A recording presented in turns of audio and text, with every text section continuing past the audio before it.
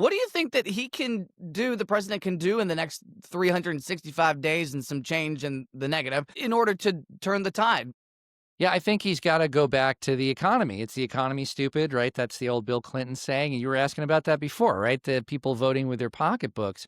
I think that Trump kind of lost the thread of what got him into office, right? It was immigration and inflation. He That's what he polls well ran with on. immigration, despite plenty of questions surrounding tactics of ICE, but he still polls well. Well, sure. And I think that the fact that so much, I mean, this is also what the sort of the curse of victory, right? Is that you win and you're doing stuff on an issue. So people sort of move on to the next one, right? It's like, what have you done for me lately? Right. So Trump could try to highlight what he's doing with immigration, but that also, as you're saying, it polls well, but it also drives that polarization because I think a lot of people, it hardens the opposition to him as well. But it's really on the economy. And that's what Spamberger hit him on here in Virginia. It wasn't that Trump is threatening democracy, Trump is threatening immigrants. It's that Trump is chaotic and his tariffs and all the stuff he does. At some point, this economy is going to crash and you're going to be hurt by it. And you're already being hurt by it. I mean, that's what he has to counter, right? He has to figure out what are the economic case for me, what am I doing to help people in their pocketbooks? And I think he's already sort of come up with some ideas about that. Not that they're good ones necessarily, like extending out mortgages, for example, is not a great 50-year one. mortgage. Yeah, I don't think anyone's real excited about that. Like, great, then I'm just going to keep paying until I'm in the grave. It's not a good sell for I think Americans, but things like that, right? His economic populism, what he's always been good at. That's what he needs to do. You talk about what is likely going to influence, what could influence voters leading up to 2026. As you had mentioned, it is a long ways away. A month can change the outcome of an election. An October surprise can change the outcome of an election. What can Republicans do in the legislative branch? Controlling the House, controlling the Senate right now. They've got the White House as well.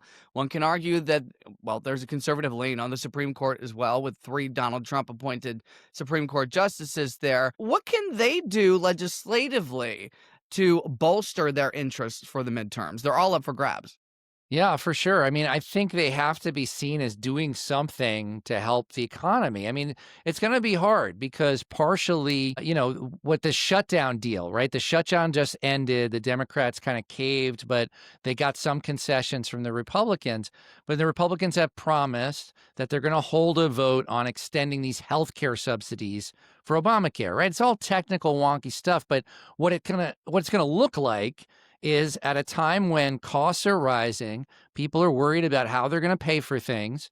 The Republicans are going to have a vote on healthcare, and they're probably going to say no. They're going to say no to extending healthcare benefits to a whole bunch of Americans. Do you think Now, that's whether a fatal decision, considering so many of their constituents in lower income Republican districts that rely on SNAP, that rely on government assistance, that rely on these subsidies to keep their health insurance premiums low?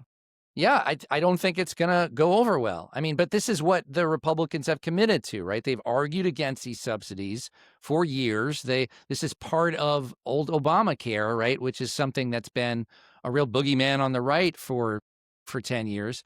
And it's going to be hard for them to reverse course. But if they somehow did, like surprisingly said, you know what? We understand Americans are hurting. We're going to actually extend these healthcare benefits.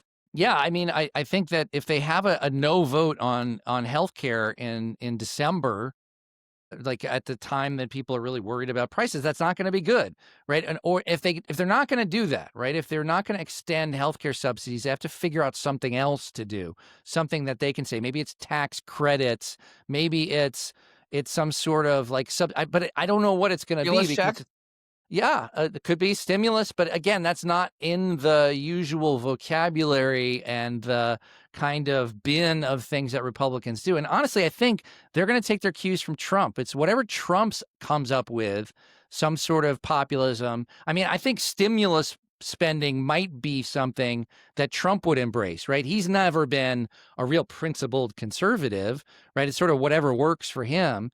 So if the idea is let's give out money to people and then they'll like us more, I mean, I think that might be on the table for him. But it's going to have to come from Trump, I think, because I think Republican legislators are letting Trump kind of dictate what they do and what they don't do.